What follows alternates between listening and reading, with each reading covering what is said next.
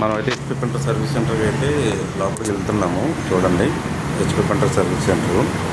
Okay, ఇంత లోపలికి వెళ్తున్నాము.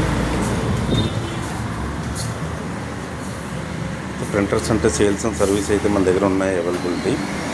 చూడండి, కెనాన్, హెచ్పి అన్నీ ఉన్నాయి. క్యాటేజెస్, మౌస్ అన్నీ అవైలబిలిటీ ఉన్నాయి. ఇంక్ బాటిల్స్, అలాగే ఇంక్ బాటిల్స్ అన్నీ కూడా ఉన్నాయి. రౌటర్స్, ఇంటి ట్యాంక్ సిస్టమ్స్ అన్నీ సంబంధించింది. ఓకే, సర్వీస్ రూమ్లోకి అయితే ఎంటర్ అవుతున్నాము. అయితే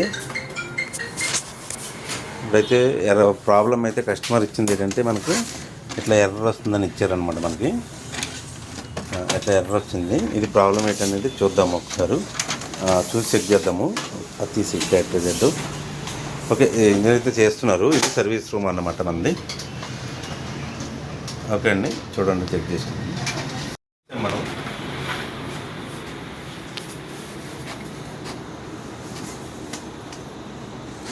ఓకే కొద్దిగా స్పీడ్ అయితే వస్తుంది. ఇది జిరాక్స్ మీద కొట్టాం మనం పేపరు.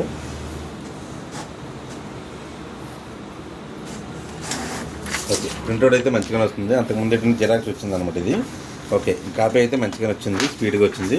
అలాగే ఇంకొకసారి కూడా ట్రై చేద్దాము, చూద్దాం. ఒక్కసారి చూడండి, ప్రెస్ పేపర్ పెట్టి చేస్తున్నాను.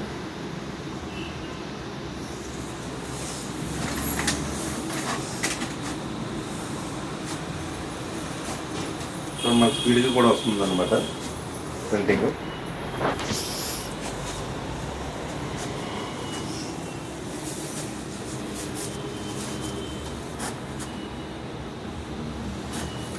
ఓకే, ప్రింటర్ అయితే రెడీ అయింది. ఓకేనా.